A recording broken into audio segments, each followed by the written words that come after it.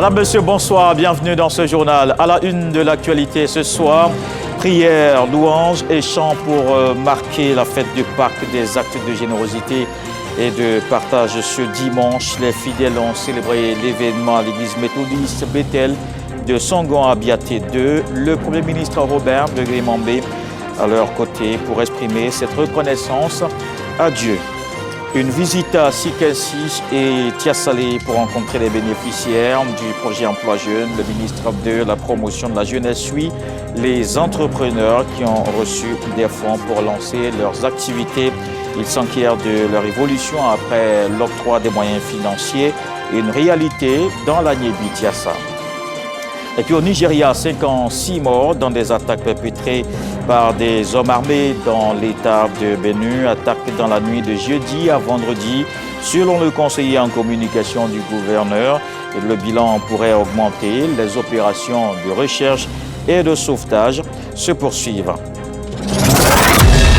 Très bonne fête de Pâques à tous ce dimanche, donc jour de célébration. C'est aussi un moment d'action de grâce, preuve de la reconnaissance à Dieu pour ses bienfaits. Le temple méthodiste Bethel de Songon à Biaté 2 était en journée de fête annuelle de moisson. Aux côtés des fidèles, le Premier ministre Robert Begré-Mambé. On fait le point avec Franck Wadio et Ulrika Dongon.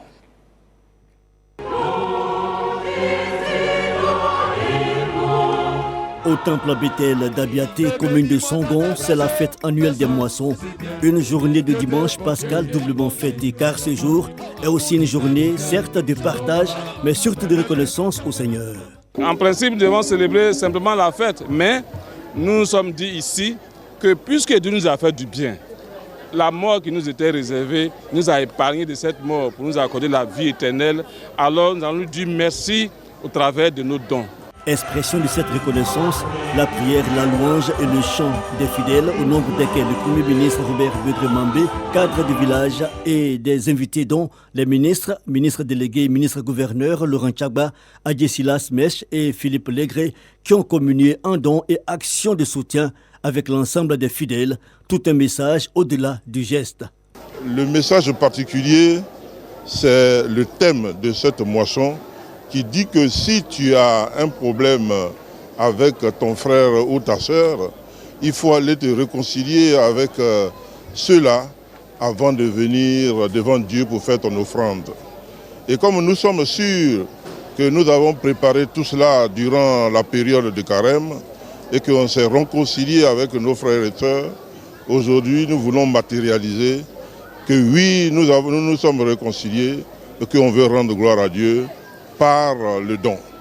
Point d'orgue, le Premier ministre Robert Begré-Mambé, fils du village et de l'église, a honoré plusieurs bâtisseurs de l'œuvre d'évangélisation, dont Ernest Koumomobio, dernier maire de la ville d'Abidjan de 1985 à 1990. Et après 40 jours de carême, temps de pénitence, les chrétiens célèbrent donc la résurrection du Christ aujourd'hui, un moment considéré comme le fondement de la foi. Notre équipe de reportage a sillonné différentes paroisses et temples à Abidjan. Roxane Ambaché, Jamak Djadji. Église évangélique, royaume de stabilité internationale. Les fidèles chrétiens célèbrent le Christ ressuscité. 2 heures de danse et de louange pour marquer le passage des ténèbres à la lumière. L'humain a perdu son identité. Jésus-Christ est venu nous redonner cette identité en mourant à la croix, en ressuscitant de la tombe. Et c'est pour nous un jour merveilleux. Journée de célébration, mais aussi une occasion de gagner de nouvelles âmes au Christ, à l'Union des Églises évangéliques Services et œuvres de Côte d'Ivoire. Nous avons besoin de cette paix que Jésus-Christ a donnée au prix de sa vie. C'est une interpellation à chacun. Dans le Seigneur, nous avons la paix. Dans le Seigneur, nous avons la réconciliation. La passion et la résurrection du Seigneur Jésus-Christ, traduit dans les évangiles, est marquée par une procession de la communauté des chrétiens Haris. Aujourd'hui, c'est une grande joie pour nous, parce que nous nous élevons à Christ, nous laissons nos difficultés derrière. Tel battement de cœur, le son de la cloche de la résurrection du Christ retentit à la paroisse Saint-Laurent de Yopougon-Kouté. Cette fois pour les tout-petits. En ce jour divin, la 3e messe leur est dédiée. Venez à l'église parce que Dieu est ressuscité. On doit fêter cette joie. Ici à la chapelle, nous avons célébré une messe spécialement pour les enfants avec le désir de pouvoir véhiculer les mêmes messages à mesure d'enfants, avec un langage plus simple, de sorte que même les enfants puissent accompagner ces grands moments de joie et de fête. Pâques est la fête la plus importante et la plus anciennement attestée du christianisme. Elle commémore la résurrection de Jésus-Christ. Ce sont plus de 2 milliards de chrétiens dans le monde qui l'ont célébré.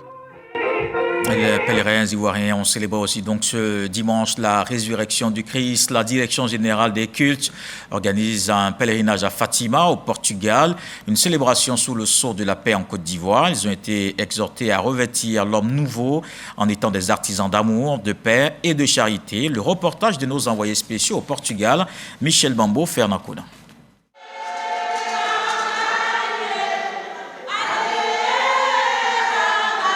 Christ est ressuscité. Après 3 jours passés au tombeau, les ténèbres ont fait place à la lumière, c'est la Pâque.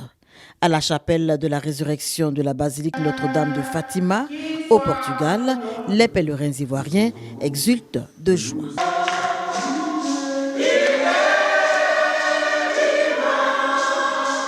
Pour tout chrétien, la Pâque, c'est le passage de la mort à la vie. Et Jésus prend son dernier repas le jeudi saint, il est crucifié le vendredi saint et 3 jours après, il ressuscite le dimanche de la Pâque. Alors c'est un sentiment de paix, de joie et surtout d'espérance. C'était lourd quand je venais et là je sens que tout est accompli. Les grâces que j'ai reçues, je déverse les grâces sur tous mes frères et sœurs, mon pays, la Côte d'Ivoire, tous les hommes politiques et toute ma famille. Cette célébration est le lieu pour les pèlerins ivoiriens d'élever des prières pour des élections apaisées en Côte d'Ivoire en octobre prochain. Nos vœux, nous les avons confiés à Maman Marie. Aujourd'hui, c'est la résurrection de son fils. Elle confiera à son fils pour que vraiment nos prières puissent être exaucées. Que la résurrection du Christ nous apporte l'amour, la paix pour notre pays. Et avec tous les pèlerins, nous avons prié pour la Côte d'Ivoire, pour son président de la République, pour le président de la CEI, pour tous les acteurs politiques. Dans son homélie, le père Henri-Joël Maria Grobou exhorte les fidèles chrétiens à revêtir l'homme nouveau en étant des artisans de paix, d'amour et de justice. Christ qui a ressuscité puisse également ressusciter dans nos familles, ressusciter sur cette terre de la Côte d'Ivoire afin que les Ivoiriens et Ivoiriennes puissent désormais se regarder comme des frères, comme des témoins véritables de l'annonce de la parole de l'Évangile à temps et à contre-temps. 50 jours après la Pâque, la Pentecôte. Le long de cette cinquantaine pascale, les fidèles chrétiens sont appelés à se laisser guider par la lumière du Christ ressuscité jusqu'à l'effusion du Saint-Esprit à la Pentecôte prochaine. Et pour mieux comprendre la portée spirituelle, humaine et sociale de la célébration de la fête de Pâques, Hamza Diaby a reçu à 13h dans le magazine du dimanche le père Vincent Zébo. Il est curé de la paroisse Saint-Paul des Lauriers. Voici un extrait de l'entretien. La fête de Pâques, c'est l'histoire d'un amour. L'amour d'un Dieu qui a tant aimé le monde qu'il lui a donné son Fils unique. Et ce Fils unique-là, pour accomplir la volonté de son Père, dans l'obéissance, s'est sacrifié. Il est allé jusqu'à la mort, et la mort par la croix. Mais il nous montre que la croix n'est pas la fin de la vie. Les épreuves n'arrêtent pas l'espérance dans la vie. La mort n'est pas le dernier mot de la vie. Et notre Seigneur Jésus-Christ a triomphé de la mort comme il avait promis. 3 jours après, il est ressuscité. Ceux qui croient en lui auront donc la vie éternelle, comme l'annonce l'évangéliste Jean dans son chapitre 3, verset 16. Pâques, c'est le centre, c'est le cœur, c'est l'essentiel de la foi chrétienne. Parce que la fête de Pâques, qui illumine notre foi, nous rappelle que la foi elle-même est d'abord une rencontre. Ce n'est pas une idée, ce n'est pas un idéal, c'est une rencontre d'une personne, et cette personne qui est Dieu. Et cette personne qui nous montre le chemin de l'amour, l'amour jusqu'au sang, l'amour jusqu'à la mort. Et celui-là, il ressuscite. Donc la fête de Pâques, c'est le cœur de la foi chrétienne dans le sens où elle nous rappelle cette fête, le kérigme, la passion, la mort et la résurrection du Christ. Toute notre foi gravite autour de ce kérigme. Dans l'ouest du pays, la fête de Pâques célébrée dans les temples et églises, les fidèles chrétiens de la ville de Mans étaient dans la joie de la résurrection de Jésus, un élément central de la foi chrétienne. Un reportage de Chris Diomandé commenté par Siaka Kone. 3 jours après sa passion, Jésus-Christ est ressuscité d'entre les morts. Ici, à la cathédrale Saint-Michel, les fidèles et leurs responsables avec à leur tête son éminence, le cardinal Jean-Pierre Courtois, rendent un culte agréable au Seigneur Jésus-Christ pour son retour parmi eux.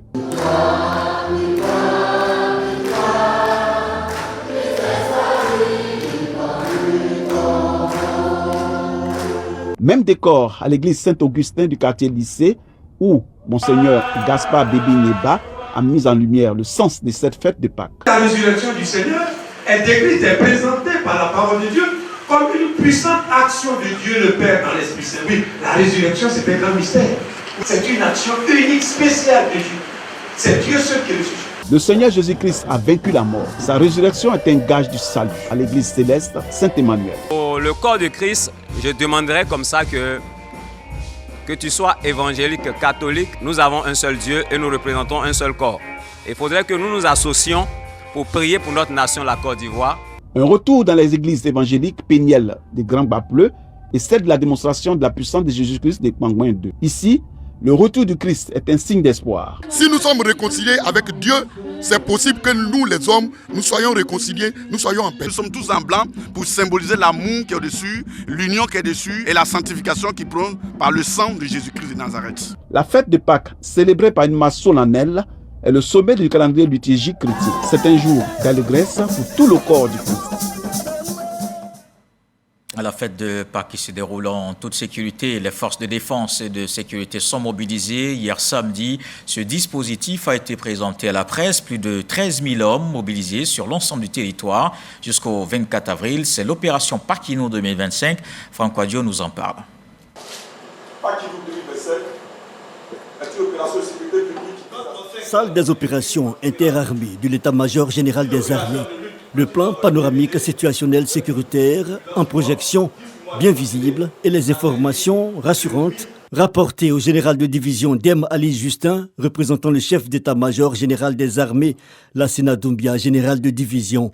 L'opération de sécurisation de la fête de Pâques, dite opération militaire Paquino 2025, mobilise jusqu'au 24 avril plus de 13 000 forces de défense et de sécurité, dont 1221 militaires, 6 000 gendarmes et 6 000 policiers.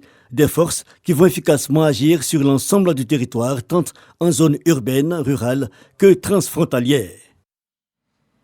Et la fête de Pâques est un moment donc de joie à la basilique Notre-Dame de la Paix de Yamoussoukro ce dimanche. Lors de la veillée pascale, les fidèles ont réaffirmé leur foi en Jésus. Le reportage de Jeanne Toubé dans quelques instants dans cette édition. Et de Pâques à Paquino qui se poursuit dans le grand centre du pays, le développement par la réconciliation et la paix. Voilà le message du président de l'association des cadres du Centre pour le développement dans l'Ifou, le Nzi, le Bélier et le district autonome de Yamoussoukro. Amédée Kwakou a sillonné ces régions du V-Baoulé pour donner un coup d'accélérateur au développement local. Léon Brou. Le ministre de l'Équipement et de l'Entretien routier, parrain de la pose de la première pierre de la maternité de Minabo dans le département de Tiébissou. Ici, 2 mutuelles de développement comme marque de désunion des cadres. Le président de l'association des cadres du Centre pour le développement procède à leur réconciliation et instruit la chefferie et le corps préfectoral à favoriser l'installation d'un président de mutuelle consensuel. Visé, développement de Minabo. Nous sommes de la vision du président Alassane Ouattara qui apporte le développement au peuple ivoirien. Et ce développement ne peut se faire que dans la cohésion, dans la paix, dans l'entente. Minabo doit se développer, mais Minabo ne peut se développer que si les cadres sont unis. Même message d'union, d'entente et de paix du ministre Amédée Kwakou à l'installation officielle du nouveau chef du village de Kofi Adoukro. Nous sommes dans le département de Bokanda. Nana Krakwame Félix succède à Feu Ngwakwadio. Cap sur Subiakro, district autonome de Yamoussoukro. Le député de la commune, par ailleurs ministre du Commerce, solidaire du président de la CCD pour exhorter à la paix pour le développement. Le bien le plus précieux que nous avons, c'est la paix et la cohésion entre les filles et les fils de Subiakro, du district autonome de Yamoussoukro et de la Côte d'Ivoire. Ce qui était important pour Foy-Boigny, c'était la paix. Parce que s'il n'y a pas la paix, notre pays ne peut pas aller quelque part. Donc moi, la seule chose que je peux dire à tous les cadres de Subiakro, à tous les cadres de Yamoussoukro, il faudrait qu'on comprenne qu'on doit se mettre ensemble pour que la paix règne dans notre pays. La paix aussi prônée par le président de la CCD à Dadiekro dans la région de Lifou et à Tangoumansou dans le Nzi. Objectif, développement, mais surtout élection sans violence ni heurts. Justement là-bas dans la région du Nzi, dans le département de Bokanda, on célèbre aussi Pakinou pour la deuxième fois consécutive. Les populations locales ont choisi le village de Didakayabo pour exprimer leur gratitude au président de la République. Ils saluent toutes les actions de développement en cours et déjà réalisées. Kader Sokodougou. Le tam-tam parleur qui retentit à Didakayabo annonce l'acte 2 de Pakinou de la reconnaissance. Bokanda et le Nzi restent attachés au président de la République. La route Dimbokro-Bokanda-Ananda refait entièrement. Le pont sur le fleuve Nzi à Sikanzimblekro donne une fierté à la région. La route à Langwassou-Kwasi-Kwasi-Kro-Bokanda est une fierté pour nous. Pour ne citer que cela. Quand il y avait le brouillard, c'est lui qui nous a aidés à voir clair. Quand on avait besoin de soutien, c'est lui qui a parlé. Quand on cherchait quelqu'un pour nous aider, c'est lui qui a bougé. Et donc nous, on va donner de l'amour à celui qui le mérite. Et c'est Alassane Ouattara qui mérite notre amour. Aujourd'hui, je suis en mesure de vous dire, plus de 236 villages sont électrifiés dans la région du Nzi. Ça veut dire qu'on a un taux de plus de 100%. Parrain de Pakinou de la reconnaissance, le ministre d'État, ministre de la Défense, Déné Birahima Ouattara. Il est représenté par le maire de Kong. Merci pour votre mobilisation, votre fidélité et surtout votre engagement sincère au développement de votre village. Ce que vous accomplissez ici, votre unité et votre vision méritent vraiment l'admiration. Quand on est compris et soutenu par ses parents, on est content et on danse. Le président du conseil régional du Nzi, Nguessan Koufi Lataï, ne nous dira pas le contraire. Des pas de maître, c'est ça aussi, Pakinou. Et Pakinou dans la région de Gbeke également, le ministre des Ressources animales et halieutiques, Sidi Timoko Touré, a rencontré les chefs traditionnels du département de Béoumi. Il échange avec ses têtes couronnées sur les actions de paix et de cohésion sociale à mener, surtout à l'approche de la présidentielle. Charles Tatou. Pakinou, une célébration traditionnelle dans les régions du centre de la Côte d'Ivoire. La célébration actuelle se déroule au cours d'une année électorale. Les hauts cadres de la région de Gbeke mettent donc à profit ce moment de retrouvailles et de réjouissance populaire pour lancer les messages de paix et de cohésion sociale aux populations en faveur des élections présidentielles sans violence en Côte d'Ivoire. Le ministre des Ressources animales et halieutiques, Sidi Timoko Touré, a ouvert le bal de la sensibilisation à Béoumi à travers sa rencontre avec les chefs traditionnels. Nous avons foi à la sagesse de ces différents chefs pour passer le message de cohésion, comme ils l'ont toujours fait ici à Béoumi, pour que le vivre ensemble, qui est prôné par le président de la République Alassane Ouattara, continue d'être une réalité dans cette cité cosmopolite de Béoumi. Passer au pays fin tout ce qui pourrait nous éloigner et faire en sorte que nous nous rapprochions encore davantage pour que les élections à Béoumi ici soient une parfaite réussite. Que Béoumi soit vu comme étant désormais une zone de paix. Il nous associe à tous ces moments-là pour que la paix revienne à Béoumi. On a connu vraiment des moments difficiles, des moments tristes. Moi je pense que le ministre veut passer par là, les réconciliations que nous mettons ensemble pour que Béoumi ne voie plus ces pages tristes. Le ministre Sidi Touré et les autres cadres de la région poursuivent leur message de paix dans les villages où ils sont invités. Dans la région de Lifou, les populations de Mbayakro, Prikro, Wele et Daouko ont reçu un don de vivres et non-vivres en cette période de fête de Pâques, un geste de solidarité des fils et filles de la région à travers l'Alliance pour la jeunesse ivoirienne, ce qui soulage évidemment les familles en difficulté en cette période de célébration qui est aussi un moment de partage. Jamak Djadji. Des vivres et non-vivres remis aux populations de 4 départements de Lifou. Composé de sacs de riz, de pâtes alimentaires et de cartons d'huile, ce geste vient soulager ses habitants en cette période de Pâques. Derrière cette action sociale, Abdoul Awassa, fils de la région, il offre son aide en réponse aux difficultés que rencontrent certains habitants de Mbayakro, Prikro, Wele et Daokro. En cette période de Pâques, nous sommes en train d'assister nos frères et sœurs chrétiens. Toutefois qu'on a la possibilité, Dieu nous donne la force et la santé, on est là pour répondre parce que nous sommes à leur disposition. Nous ne sillonnerons pas tout pour parler de paix, pour parler de cohésion, pour parler de développement. Le président de l'Alliance pour la jeunesse ivoirienne, Abdoul Awassa, entend étendre cette campagne de portée sociale dans l'ensemble des départements de la région de Lifou. Autre chose dans l'actualité, ce soir, l'État de Côte d'Ivoire veut continuer de donner plus d'opportunités aux jeunes. Dans la Yébi-Tiassa, le ministre de la Promotion de la Jeunesse effectue une campagne de proximité. Il s'enquiert des actions gouvernementales dans cette zone. Après Sikensi, il s'est rendu à Tiassalé. Mamadou Touré a rencontré des bénéficiaires de financement pour leur projet. Ismaël Evradeo, Jamak Djadji. Sur cet espace de 250 mètres carrés, Gladys tient une entreprise d'agrotransformation. On y trouve de la poudre d'oignon, du poivre, de la pâte d'arachide et bien d'autres produits du maraîcher.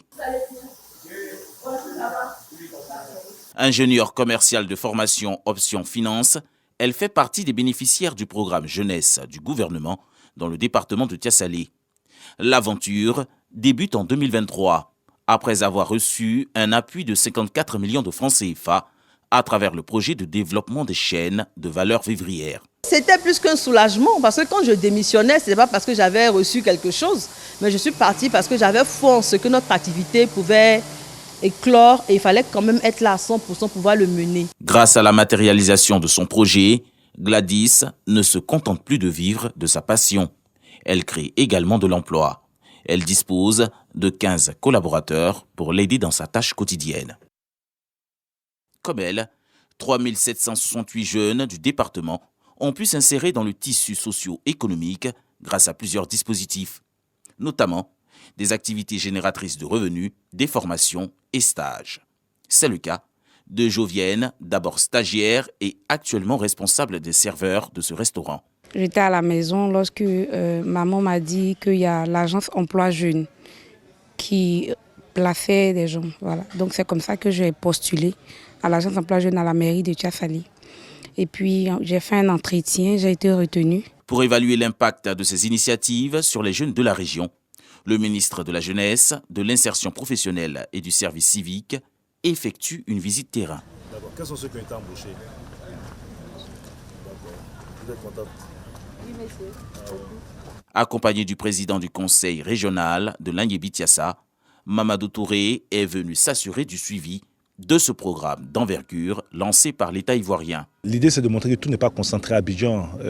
En dehors d'Abidjan, vous avez des jeunes dans différentes localités à l'intérieur du pays, notamment ici à Tiassalé, qui bénéficient des différents dispositifs. Le programme des stages, c'est le programme d'aide à l'emploi, donc c'est des stages de qualification où des jeunes sont mis en situation de travail. Donc je me réjouis qu'à Tiassalé, on ait des jeunes localement qui bénéficient donc de ce programme. Notre région, qui est une région carrefour, est vraiment un creuset donc, de plusieurs personnes qui viennent de partout et je pense que c'est une opportunité pour nous de bénéficier de ces financements-là.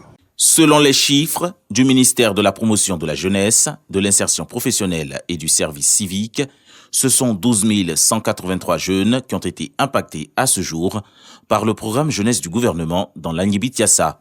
Pour le département de Tiassalé, le projet prévoit la prise en charge de 560 jeunes pour cette année 2025. Coût de l'opération, 197 millions de francs CFA. On sort du pays en Italie. L'ambassadeur de Côte d'Ivoire dans le pays visite les Ivoiriens de Parma. Une occasion pour le diplomate de s'enquérir des réalités qu'ils vivent sur place. Le reportage de Boko Clément. C'est au sein d'une salle archi-comble que les Ivoiriens de Parme accueillent l'ambassadeur extraordinaire et plénipotentiaire de la République de Côte d'Ivoire près la République italienne. Dès sa prise de fonction en juillet 2024, Nogozen Bakayoko initie le contact direct avec les Ivoiriens vivant en Italie. Une grande joie pour la diaspora qui saisit l'occasion pour égrener certaines difficultés auxquels les Ivoiriens sont confrontés. Ce n'est pas tout le monde qui a cette facilité de se payer, de s'attroyer un lot ou bien de se procurer une maison. Mais néanmoins, s'il y avait des maisons sociales qui peuvent aussi être un de plus que le gouvernement offre aussi, pas offrir, mais nous venir en aide, nous venir en secours pour pouvoir avoir aussi les logements en Côte d'Ivoire. Aussi, on a demandé aussi si le pays, c'est-à-dire le gouvernement, peut aussi mettre en ligne Air Côte d'Ivoire comme transport Italie-Côte d'Ivoire. Dans l'établissement de nos documents ivoiriens, surtout la CENI, nous avons beaucoup de problèmes à établir ce document. Pour le passeport, il n'y a pas trop grand problème, seul que nous devons aller jusqu'à Rome. Pendant 2 heures d'échanges fructueux, la diplomate a répondu aux attentes de ses concitoyens vivant en Italie en ces termes. Le président de la République a pris toutes les dispositions pour que l'administration se rapproche des Ivoiriens partout où ils sont. Je suis heureuse aujourd'hui d'annoncer que non seulement nous faisons l'enrôlement pour la carte nationale d'identité à Rome, bien sûr, les données vont à Abidjan pour la production, mais que nous faisons l'enrôlement à Rome, mais aussi que la machine est à même de se déplacer vers la diaspora. Il s'agit maintenant de faire un calendrier de visite pour que l'administration se rapproche de cette diaspora. À terme, on pourra éventuellement faire partie vers eux l'opération d'établissement du passeport. Après Parme, l'ambassadeur prévoit poursuivre ses visites dans d'autres villes de l'Italie jusqu'au mois de juillet prochain. La suite, c'est un tour complet en 7 jours de l'actualité internationale. Le 7 sur 7 nous rappelle les informations de la semaine écoulée. On le voit avec Jean Magadji.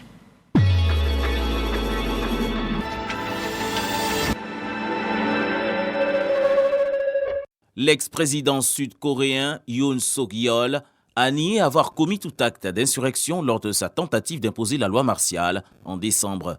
Lundi, au premier jour de l'examen sur le fond de ce dossier au pénal, une procédure où il risque la prison à vie, voire la peine de mort. Emmanuel Macron a annoncé ce mardi sa décision d'expulser 12 agents servant dans le réseau consulaire et diplomatique algérien en France, en représailles à des expulsions similaires décidées par Alger et de rappeler l'ambassadeur français à Alger pour consultation. La police de Harbin, dans le nord-est de la Chine, a annoncé avoir émis des avis de recherche contre 3 agents secrets de l'Agence nationale de sécurité NSA américaine, l'un des principaux services de renseignement des États-Unis, notamment spécialisés dans l'écoute et le cyberespionnage. Ces personnes identifiées comme étant Catherine Wilson, Robert Snelling et Stephen Johnson sont accusées d'avoir mené des cyberattaques contre les Jeux asiatiques d'hiver organisés à Harbin en février. Pas de répit pour les Gazaouis. Le ministre israélien de la Défense a exclu l'entrée d'aide humanitaire dans la bande de Gaza, où aucune assistance n'entre depuis 1 mois et demi et qui reste visée par des frappes israéliennes. Israël bloque l'entrée de l'aide humanitaire depuis le 2 mars dans le territoire palestinien, où l'ONU observe une situation alarmante pour les 2,4 millions d'habitants après 18 mois de guerre entre Israël et le mouvement islamiste palestinien Hamas. La Russie a lancé dans la nuit de mercredi à jeudi une attaque massive de drones à Dnipro dans l'est de l'Ukraine selon le gouverneur local. Au moins 3 personnes sont mortes, dont une jeune enfant et une femme âgée et 30 blessés. Des frappes américaines sur un port pétrolier stratégique ont causé 58 morts et plus de 100 blessés.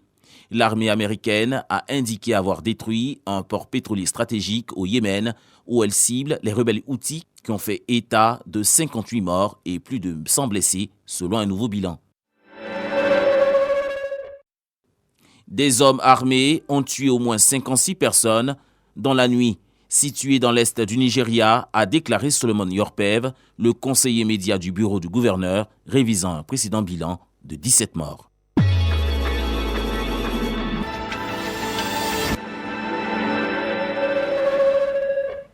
Et voilà qui met un terme à ce journal. Merci de l'avoir suivi. Retour de l'actualité 23h. Demain 20h, retrouvez Marie-Laure Goran. Ce soir, le sage nous apprend que la taille de la moisson dépend de l'effort fourni. Je vous souhaite donc une fructueuse semaine.